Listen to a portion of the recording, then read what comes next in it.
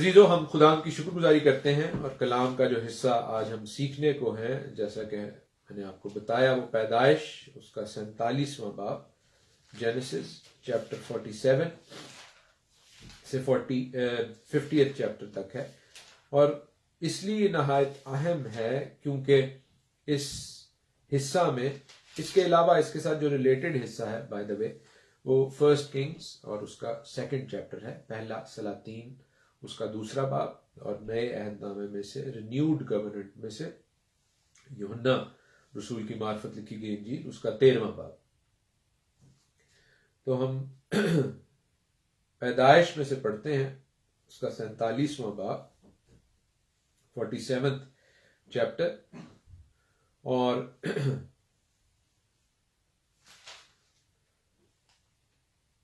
ہم 28ویں آیت اس کی دیکھتے ہیں، جہاں پر لکھا ہے کہ یعقوب ملک مصر میں 17 برس اور جیا، 17 years he lived more، اسی لیے he lived جو ہے وایخی عبرانی کا ورڈ بھی آج ہم نے سیکھا ہے، بڑا خوبصورت ورڈ ہے عبرانی کا وایخی، کیونکہ کلام جو ہے عزیزو وہ زندگی کو ظاہر کرتا ہے۔ ہم اس کلام کے آخر میں میں آپ کو بتاؤں گا بھی، سکھاؤں گا بھی کہ خداوند جو ہے وہ ڈیوٹرانومی میں، استثنا میں، جب وہ مقدس موسیٰ کی معرفت کلام اپنا دیتے ہیں اپنی قوم کو، تو وہ کہتے ہیں کہ تم کلام کو، زندگی کو چنو، کلام کی نافرمانی کو یا موت کو نہ چنو، but the decision is yours، فیصلہ تمہارا ہے۔ اور یہاں پر بھی اگرچہ ہم دیکھتے ہیں کہ بزرگ یعقوب کی ڈیتھ ہوتی ہے اس کلام کے حصے میں، نہ صرف ان کی بلکہ بزرگ یوسف بھی ایونچولی جو ہے ان کی ڈیتھ ہوتی ہے، لیکن کلام کی جو ہیڈنگ ہے وہ لائف کے حوالے سے ہے، اینڈ ہی لیفٹ وایخی، کیونکہ خداوند جو ہے وہ مجھے اور آپ کو زندگی کو چننے کی بات کرتے ہیں۔ اور زندگی کس میں ہے؟ زندگی عزیزوں ہمارے منجی مسیح یسوع میں ہے، جس نے اپنی جان کو باپ کی فرما برداری میں اور آپ کی اور میری محبت میں حقیر جانتے ہوئے اس کو صلیب پر قربان کیا اور ابدی زندگی پائی، اور جو اس کے پیچھے چلتے ہیں ان کو بھی ابدی زندگی ملتی ہے۔ کلام کے اس حصے میں ہم دیکھتے ہیں 47 چیپٹر میں لکھا ہے، اور اس کی 7ویں آیت میں، کہ یوسف اپنے باپ یعقوب کو اندر لایا اور فرعون کے سامنے حاضر کیا، اور یعقوب نے فرعون کو دعا دی، اور فرعون نے یعقوب سے پوچھا کہ تیری عمر کتنے سال کی ہے؟ یعقوب نے فرعون سے کہا میری مسافت کے دن 130 ہے، 130 years۔ بزرگ یعقوب جو ہیں وہ 130 سال کے تھے جب وہ مصر میں آتے ہیں، اور 17 سال وہ اور جیتے ہیں، یعنی ان کی ٹوٹل ایج کیا تھی؟ ان کی ٹوٹل ایج 147 years تھی، 147 سال۔ اس سے ہمیں یہ بھی پتہ چلتا ہے کہ وہ کب یوسف کو ملے، کیونکہ وہ 90 سال کے تھے جب یوسف ان سے پیدا ہوئے، 90 years old تھے جب یوسف ان سے پیدا ہوتے ہیں۔ تو جب وہ 130 سال کے ہیں مل رہے ہیں، تو یوسف کتنے سال کے ہوئے؟ یوسف ہوئے 40 years old۔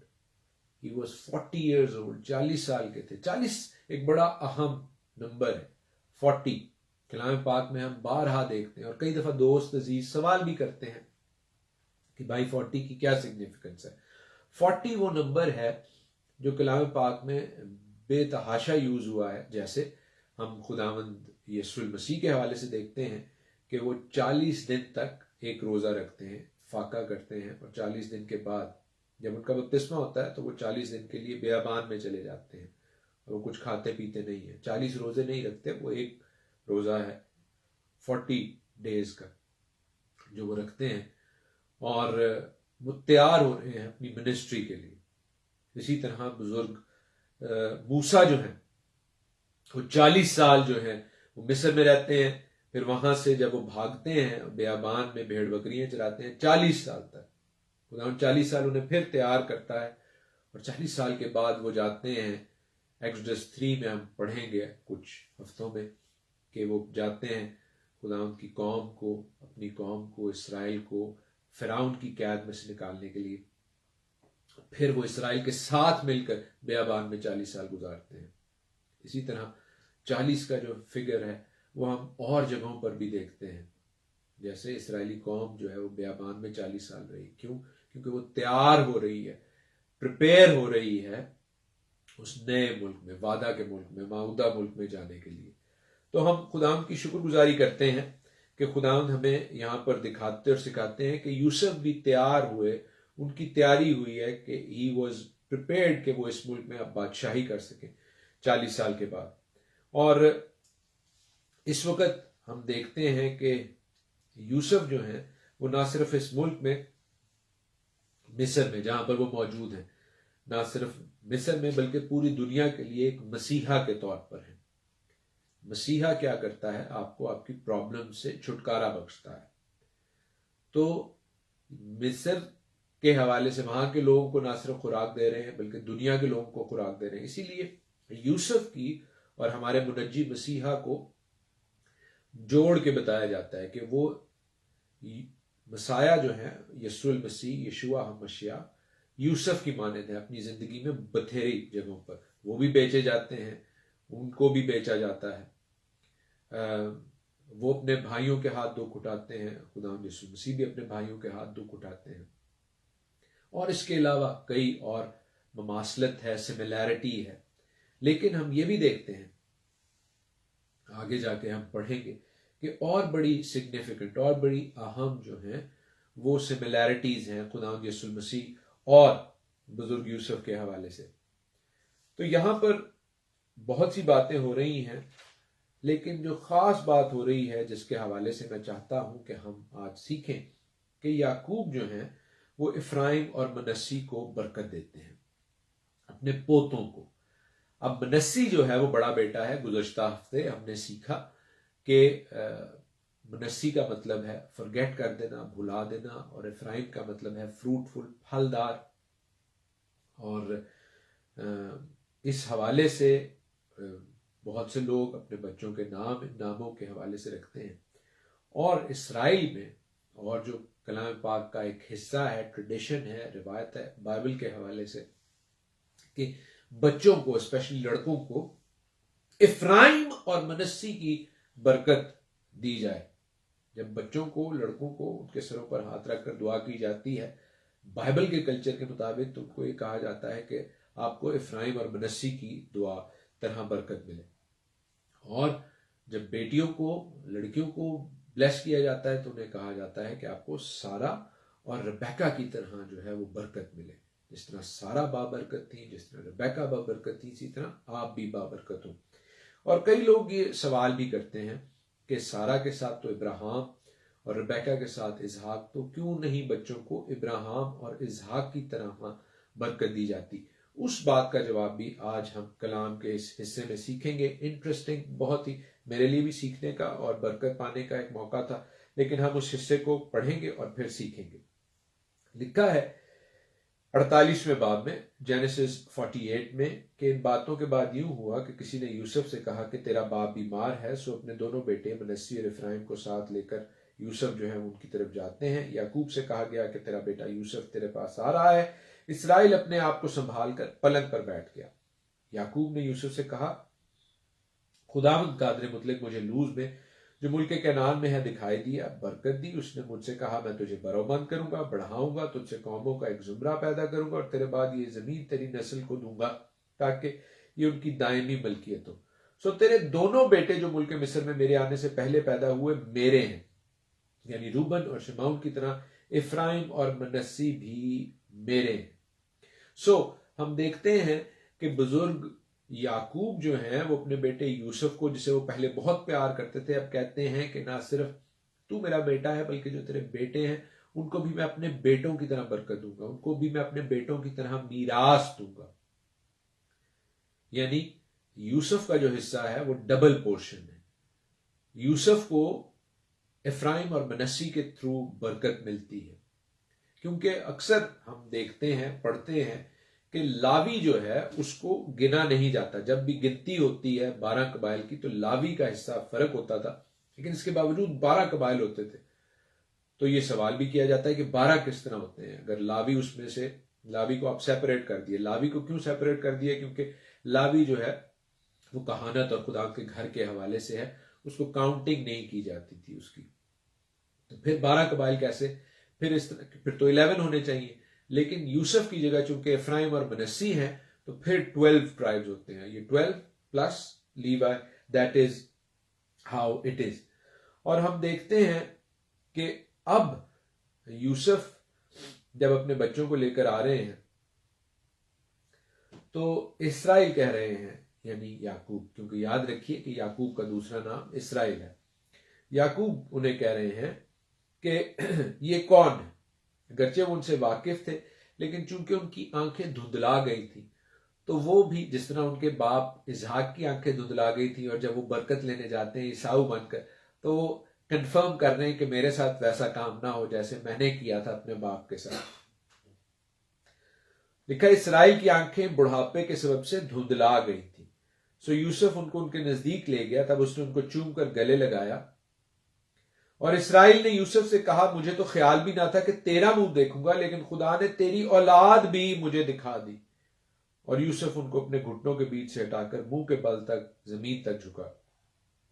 اور یوسف ان دونوں کو لے کر یعنی افرائیم کو اپنے داہنے ہاتھ سے، اسرائیل کے بائیں ہاتھ، اور منسی کو اپنے بائیں ہاتھ سے یعنی اسرائیل کے داہنے ہاتھ کے مقابل ان کے نزدیک لایا.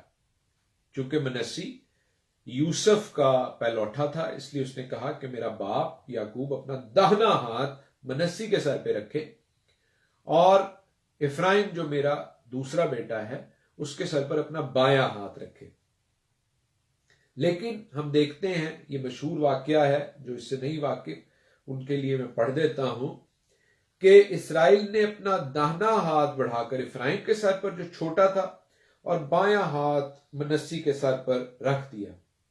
اس نے جان بوجھ کر اپنے ہاتھ یوں رکھے کیونکہ پہلوٹا تو منسی ہی تھا، اور اس نے یوسف کو برکت دی اور کہا کہ خدا جس کے سامنے میرا باپ ابراہیم، اسحاق انہوں نے اپنا دور پورا کیا، وہ خدا جس نے ساری عمر آج کے دن تک میری پاسبانی کی، اور وہ فرشتہ جس نے مجھے سب بلاؤں سے بچایا، ان لڑکوں کو برکت دے. اور جو میرا اور میرے باپ دادا ابراہیم اور اسحاق کا نام ہے اسی سے یہ نامزد ہو اور زمین پر نہایت کثرت سے بڑھ جائیں.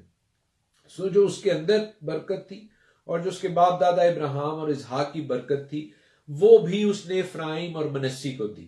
اس لیے وہ سوال، وہ معمہ، وہ مسٹری کہ کیوں ابراہیم اور اسحاق کی طرح لڑکوں کو برکت نہیں دی جاتی، وہ یہاں سے ہمیں پتہ چلتا ہے کہ افرائیم اور منسی کو نہ صرف ابراہیم اور اسحاق کی برکت بلکہ یعقوب نے کہا تھا کہ وہ برکت، ساری برکت افرائیم اور منسی میں پیٹمائز ہو، ان کے تھرو جاری ہو. اس لیے لڑکوں کو بائبل کے حوالے سے جب برکت دی جاتی ہے تو افرائیم اور منسی کا نام لے کر برکت دی جاتی ہے، جس میں ابراہیم اور اسحاق کی برکت اور یعقوب کی برکت شامل ہے.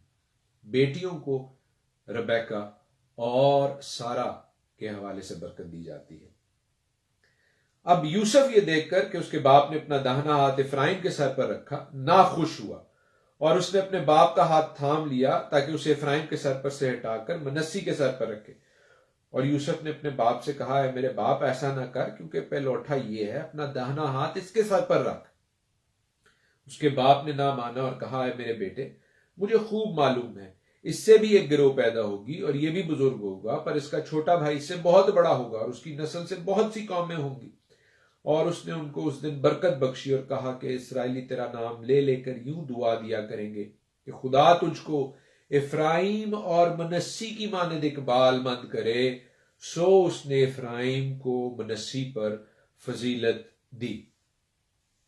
سو عزیزو ہم دیکھتے ہیں کہ یہاں پر وہ بھید، وہ پروفیسی، وہ نبوت کی جا رہی ہے جو کلام پاک میں آگے جا کر ہم ریویلیشن میں اور کنگز کی کتابوں میں یعنی سلاطین میں اور کرونیکلز میں and through out the history of Israeli nation دیکھتے ہیں. اس کے حوالے سے مختصراً ایک دو باتیں میں آپ کے ساتھ ضرور شیئر کروں گا، اس لیے کہ یہ بھید کی باتیں ہیں، لیکن خداوند ہمیں اپنی پاک روح بخشتے ہیں، اپنی رواق خودش دیتے ہیں، اپنی ہولی اسپرٹ دیتے ہیں تاکہ ہم ان بھید کی باتوں کو، ان زندگی بخش باتوں کو، ان نجات بھری باتوں کو سیکھیں. اور وہ یہ ہے کہ افرائیم کو جو برکت ملتی ہے، افرائیم کو پلوٹے کی برکت ملتی ہے. اور پھر ہم دیکھتے ہیں کہ بزرگ یعقوب جو ہیں جب اپنے بیٹوں کو دعا دیتے ہیں، برکت دیتے ہیں اپنی وفات سے پہلے، تو اس میں یہودا کو پہلوٹھے کی برکت دیتے ہیں، یعنی دو انہوں نے پہلوٹھے کی برکات دی، ایک افرائیم کو اور ایک یہودا کو۔ اور آگے جا کر ہم دیکھتے ہیں جب یہ قبیلے، یہ قومیں بنتی ہیں، تو یہودا کی سلطنت اپنی ہوتی ہے اور افرائیم کی سلطنت اپنی ہوتی ہے۔ افرائیم ان 10 قبائل کا، ان 10 ٹرائبز کا لیڈر بنتا ہے جو ناردرن کنگڈم بنتی ہے، اور یہودا جو ہے وہ سدرن کنگڈم کا، یعنی جو جنوبی سلطنت ہے، جو داؤد اور پھر اس کے بیٹے سلیمان اور ربحام کے ٹائم میں بنتی ہے، اس کا لیڈر بنتا ہے۔ سو دیر از پروفیٹک سگنیفیکنس، نبوت کے حوالے سے اس بات کی اہمیت ہے۔ اور آگے جا کر ازیکیل میں، یعنی حزقیل کی کتاب میں ہم دیکھتے ہیں کہ خداوند کہتے ہیں کہ اینڈ ٹائمز میں، آخری ایام میں، افرائیم کی چھڑی کو اور یہودا کی چھڑی کو خدا ایک چھڑی بنائے گا، ایک قوم بنائے گا، وہ جو علیحدہ علیحدہ ہوئے ہیں۔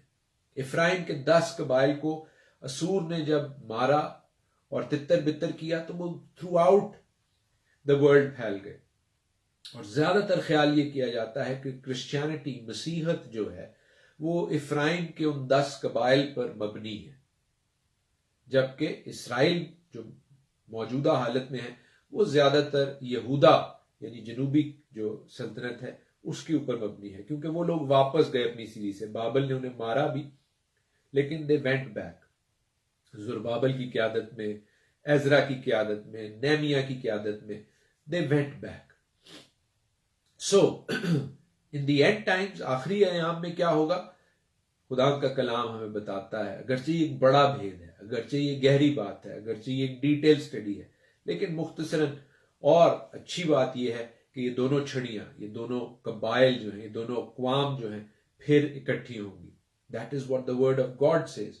اور خداوند یسوع المسیح بھی ایک بڑی خوبصورت جو پیرابل بتاتے ہیں، جس کو آپ نے مختلف حوالوں سے سنا ہوگا، مختلف ریفرنسز سے سنا ہوگا، اس کے حوالے سے مختلف سرمنز سنے ہوں گے، یعنی مصرف بیٹے کی تمثیل۔ جی ہاں عزیزو، اس میں بھی ہمیں 2 بیٹے نظر آتے ہیں، ایک بیٹا جو باپ کے پاس ہے، جسے یہودا کے ساتھ ڈینوٹ کیا جا سکتا ہے، جو ہمیشہ باپ کے ساتھ رہا، لیکن وہ بیٹا جو افرائیم کی طرح، 10 قبائل کی طرح تتر بتر ہو گیا، جو سوروں ناپاک جگہوں میں رہا، جب وہ اپنے باپ کے پاس واپس جاتا ہے تو وہ گھرانہ پھر اکٹھا ہوتا ہے، اور خداوند ایسا کرنے پر قادر ہے۔ ہم خداوند کی شکر گزاری کرتے ہیں، خداوند نے موقع دیا تو ہم اس کے حوالے سے مزید دیکھیں گے اور سیکھیں گے۔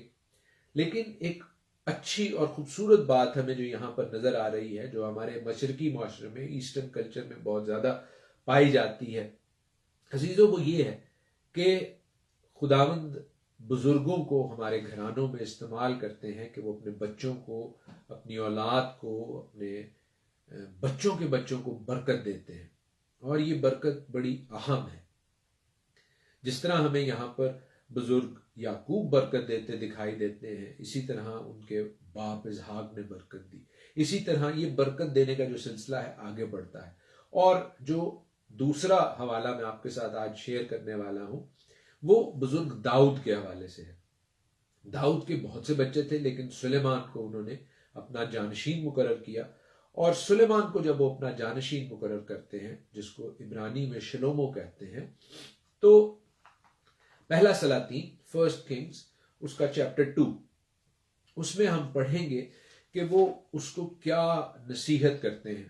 جب کوئی شخص اپنی وصیت کر رہا ہوتا ہے، آخری الفاظ بول رہا ہوتا ہے، تو یاد رکھیں کہ وہ بڑے قیمتی الفاظ ہوتے ہیں۔ کیوں؟ کیونکہ وہ مرنے والا ہے، جو اس کے پاس وقت کم ہے۔ آج ہم جب اپنے چرچ میں بھی بائبل اسٹڈی کر رہے تھے تو ہم یہی سیکھ رہے تھے کہ جب آپ کو پتا ہو کہ آپ کا وقت کم ہے تو آپ قیمتی بات کرتے ہیں، آپ وقت کا ضیاع نہیں کرتے، آپ باتوں کا ضیاع نہیں کرتے۔ اور پہلے سلاطین اس کے دوسرے باب میں ہم دیکھتے ہیں کہ بزرگ داؤد جو ہیں، داؤد بادشاہ جو ہے، داؤد زبور نویس جو ہے، داؤد نبی جو ہے، جب ان کی ڈیتھ ہونے والی ہوتی ہے تو وہ اپنے بیٹے سلیمان کو کیا وصیت کرتے ہیں، وہ اسے کیسے بتاتے ہیں کہ تو نے اپنی سلطنت کیسے چلانی ہے، کیسے تو وائز ہوگا، کیسے تو حکمت پائے گا، کیونکہ انہوں نے حکمت پائی. جب خداوند انہیں خواب میں دکھائی دیتے ہیں تو انہوں نے اپنے لیے حکمت مانگی، تو انہیں یہ سوچ، انہیں یہ تربیت کیسے میسر ہوئی، کیسے وہ اس کے لیے تیار ہوئے، کیسے وہ ذہنی طور پر میچور ہوئے، کیسے وہ جسمانی طور پر میچور ہوئے یہ بات کرنے کے لیے. داؤد نے ان کو اس بات کے لیے تیار کیا. داؤد نے ان کو خداوند کے گھر تعمیر کرنے کی بھی نصیحت کی، کیونکہ داؤد اپنی زندگی میں نہ صرف زبور لکھتے تھے، گاتے تھے، بلکہ وہ خداوند کے گھر کی تعمیر کا ساز و سامان بھی تیار کر رہے تھے. گرچہ وہ چاہتے تھے کہ وہ خود بنائیں، لیکن خداوند نے ان کو کہا کہ تمہارا بیٹا جو ہے وہ میرے لیے ضرور ہیکل بنائے، تم نے نہیں بنانی. تو داؤد نے اپنے بیٹے کو کیا کہا، داؤد نے کیا برکت دی، داؤد نے کیا برکت کی بات کی. میرے ساتھ دیکھیے 1 Kings chapter 2 اور اس کی پہلی 4 آیات، فرسٹ 4 verses. لکھا ہے کہ داؤد کے مرنے کے دن نزدیک آئے، سو اس نے اپنے بیٹے سلیمان کو وصیت کی اور کہا کہ میں اسی راستے جانے والا ہوں جو سارے جہان کا ہے، اس لیے تو مضبوط ہو، مردانگی دکھا. اس کو میچور ہونے کا، بڑے ہونے کا، مردانگی، مرد بننے کا کہہ رہے ہیں. تو اگر کوئی لڑکے جو ہیں وہ بڑے ہونا چاہتے ہیں اور بالغ ہونا چاہتے ہیں، اور یہ صرف لڑکوں کے لیے نہیں ہے، یہ بیٹیوں کے لیے بھی ہے کہ وہ بھی اگر اپنے پیروں پر کھڑے ہونا چاہتی ہیں، ہوش مند اور بالغ ہونا چاہتی ہیں، تو اس کی کیا ریکوائرمنٹ ہے کلام کے مطابق خداوند کی نظر میں.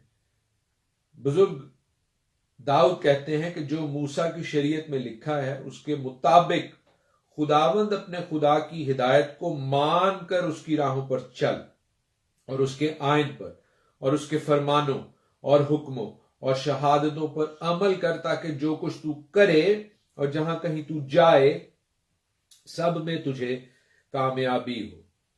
اور خداوند اپنی اس بات کو قائم رکھے جو اس نے میرے حق میں کہی کہ اگر تیری اولاد اپنے طریق کی حفاظت کر کے اپنے سارے دل اور اپنی ساری جان سے میرے حضور راستی سے چلے تو اسرائیل کے تخت پر تیرے ہاں آدمی کی کمی نہ ہوگی. داؤد بڑے واضح طور پر بیٹے بیٹیوں کو اور بزرگوں کو یہ بتا رہے ہیں کہ بزرگوں نے کیا نصیحت کرنی ہے اور بچوں نے کیا کرنا ہے. بچوں نے اگر بڑے ہونے کا ثبوت دینا ہے تو انہوں نے کوئی ایسا کام نہیں کرنا کہ جس طرح یہاں پر مختلف کلچرز میں ہوتا ہے کہ آپ 18 سال کے ہوں تو آپ سگریٹ پی سکتے ہیں یا کچھ اور گاڑی چلا سکتے ہیں. گاڑی چلانا یا سگریٹ پینا آپ کی جوان ہونے کو، آپ کے بالغ ہونے کو ظاہر نہیں کرتا.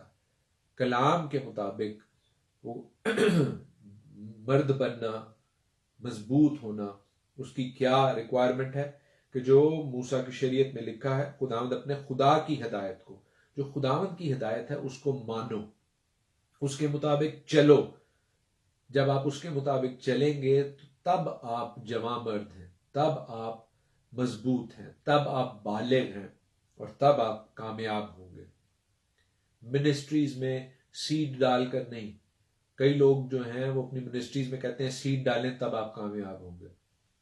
خداوند کی خدمت کرنا اور جو نیڈی ہیں ان کی مدد کرنا ضرور اچھی بات ہے.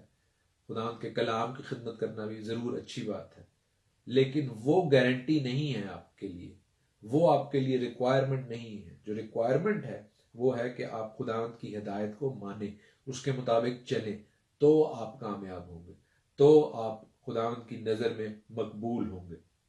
اور یہ بات جو ہے یہ رہتی دنیا تک کے لیے ہے. یہ صرف اس وقت کے لیے نہیں تھی، یہ صرف سلیمان بادشاہ کے لیے نہیں تھی. انفیکٹ اگر سلیمان یہ بات مان کر دنیا میں وائزسٹ کنگ بن سکتا ہے تو عزیزو آپ اور میں بھی داؤد بادشاہ کی یہ وصیت مان کر نہ صرف جواں مرد بن سکتے ہیں، نہ صرف کامیاب ہو سکتے ہیں، بلکہ حکمت کو حاصل کر سکتے ہیں. خداوند ہمیں اپنے کلام پر چلنے کی توفیق دے تاکہ ہم ایسا کریں. کلام کا یہ جو حصہ ہے جو پیدائش کے آخری ابواب ہیں عزیزو، یہ برکت سے بھرے ہوئے ہیں. 49 چیپٹر میں ہم دیکھتے ہیں کہ یعقوب اپنے باقی تمام بچوں کو بھی برکات بخشتے ہیں. ہم ان کے حوالے سے ایک ایک ایک بیٹے کے حوالے سے، ایک قبیلے کے حوالے سے سیکھنا چاہیں تو اس میں گھنٹوں لگ سکتے ہیں.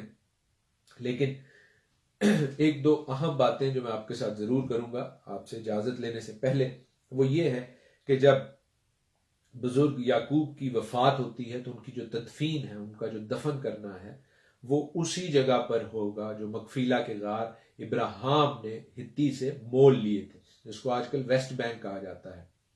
لیکن یہ جگہ ابراہیم نے پیسوں سے خریدی تھی، اور وہیں پر ابراہیم اور سارہ دفن ہے، وہیں پر اسحاق اور ربیکہ دفن ہے، اور وہیں پر یعقوب اور لیا دفن ہے. اور یوسف بھی ان باتوں کے بعد اپنے وقت میں وہ جو ہیں ان کی ڈیتھ ہوتی ہے، ان کی بھی وفات ہوتی ہے. اور یوسف اپنے بھائیوں کو، ان کے بچوں کو یہ یقین دلاتے ہیں کہ میں اپنے باپ کے مرنے کے بعد تم سے کوئی بدلہ نہیں لوں گا، لیکن میں تم سے ایک وعدہ ضرور لوں گا. وہ کہتا ہے، کیونکہ وہ 110 برس تک، کلام ہمیں بتاتا ہے یوسف 110 برس تک جیتے رہے، اور یوسف نے افرایم کی اولاد تیسری پشت تک دیکھی، اور منسی کے بیٹے مکیر کی اولاد کو بھی یوسف نے اپنے گھٹنوں پر کھلایا. لیکن یوسف نے اپنے بھائیوں سے کہا، میں مرتا ہوں، خدا یقیناً تم کو یاد کرے گا اور تم کو اس ملک سے نکال کر اس ملک میں پہنچائے گا جس کے دینے کی قسم اس نے ابراہیم، اسحاق، یعقوب سے کھائی. اور یعقوب نے بنی اسرائیل سے قسم لے کر کہا کہ خدا یقیناً تم کو یاد کرے گا، سو تم ضرور ہی میری ہڈیوں کو یہاں سے لے جانا. موسیٰ جب اسرائیل کو لے کر نکلتے ہیں ایونچولی، تو وہ بزرگ یوسف کی ہڈیوں کو ساتھ لے کر جاتے ہیں. یوسف کی جو قبر مصر میں تھی وہ خالی ہے، اور جب وہ خالی ہوتی ہے تو قوم کو یقین تھا کہ اب ہم غلامی سے آزادی کی جانب جانے والے ہیں. عزیزو، یوسف ہی کی طرح میرے اور آپ کے منجی یسوع مسیح کی قبر بھی خالی ہے، اور وہ بھی ہمیں آزادی کا، نجات کا پیغام دیتی ہے، کیونکہ ہم یسوع مسیح کی خالی قبر کو دیکھ کر ایمان سے فتح مندی کا یہ نعرہ لگا سکتے ہیں کہ ہم گناہوں کی غلامی سے آزاد ہیں، بشرطے کہ ہم یسوع مسیح کے پیچھے چلنے پر اس کے ساتھ اس وعدہ کے ملک میں، نئے یروشلم میں جانے کے لیے تیار ہیں. اگر آپ تیار ہیں یا اپنی تیاری کر رہے ہیں تو یہ خوشخبری صرف آپ کے لیے نہیں، آپ کے خاندان والوں کے لیے نہیں، بلکہ اور لوگوں کے لیے بھی ہے. سو اس روشنی کو، اس نور کو، اس زندگی کے پیغام کو اوروں کے ساتھ بھی شیئر کریں. خداوند آپ کو برکت بخشے. God bless you all.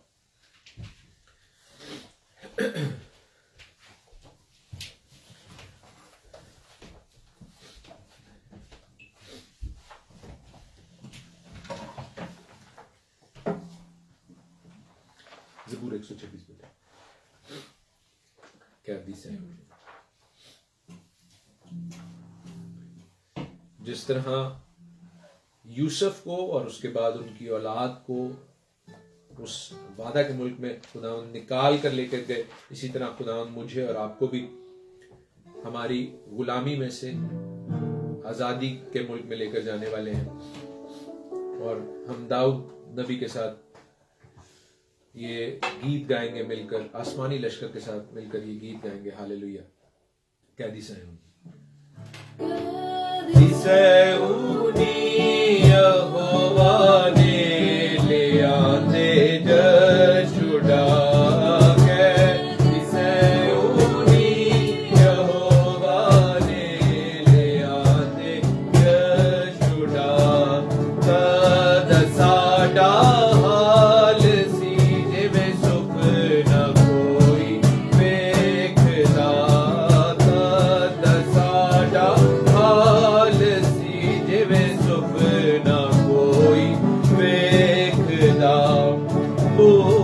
ساٹے پر گئے ہاسے تیرا گانا لتا، ساٹے پر گئے ہاسے تیرا گانا لتا.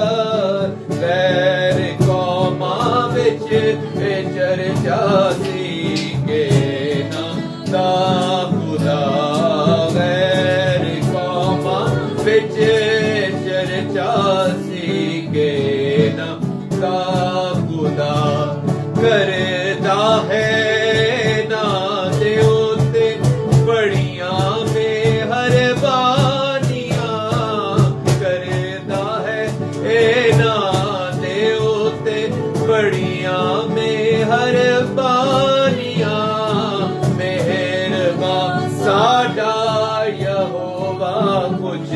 असीस तो सदा मेहरबान साडा यहोवा कुछ असीस तो सदा तू साडे कैदी सारे दखनी नहरां दे वांग तू साडे कैदी सारे दखनी नहरां दे वांग अपनी रहमत नाल या रब्बा छुड़ा के कर लिया अपनी रहमत नाल या रब्बा छुड़ा के कर लिया हंजुआं दे नाल रो रो के जो भी है बीज दे हंजुआं दे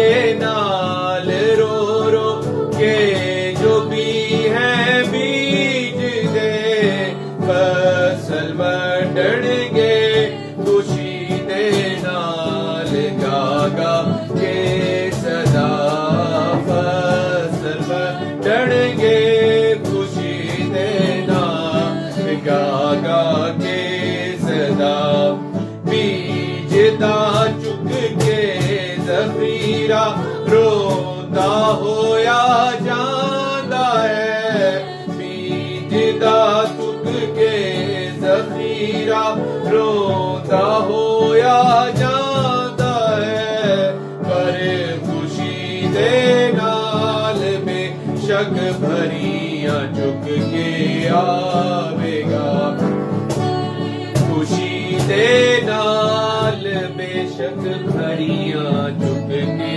आवेगा कैदी सैऊनी यहोवा ने ले आंदे छुड़ाता दसाडा हाल सी जिवें सुपना कोई देखदा हालेलुया और खुदा बेशक जब हम उस बड़ी भीड़ के साथ और खुदा जो आसमानी मुकामों में है नारे लगाते हैं और होशाना होशाना की आवाज के साथ तो जिंदा खुदा की तारीफ गाएंगे उस बर्रा की तारीफ गाएंगे जो बनाए आलम के पेशतर से ज़बा किया गया और 24 बुजुर्गों के साथ मिलकर खुदा 4 जानदारों के साथ मिलकर तेरी तारीफ गाएंगे तो खुदा हमारी भी हालत ऐसी ही होगी जैसे ज़बूर नवीस ने ये ज़बूर लिखा है खुदा हम आज भी उस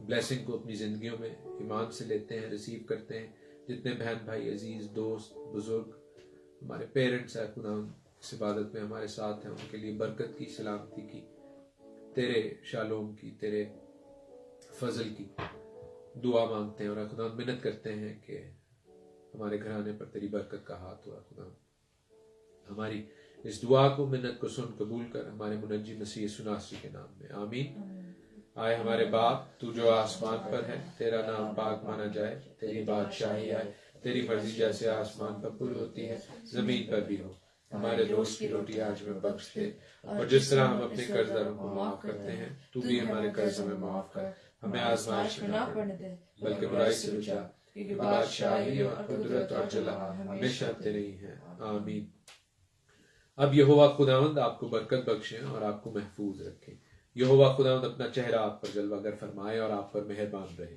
यहोवा खुदावंद अपना चेहरा आपकी तरफ मुतवज्जा करे और आपको शालोम बख्शे खुदावंद यीशु मसीह का फजल खुदा बाप की मोहब्बत और पाक रूह की रफाकत और शराकत आप सबों के साथ आपके घरानों के साथ और तमाम ईमानदारों के साथ अब से अब तक होती रहे आमीन जय मसीह की हर शय मसीह की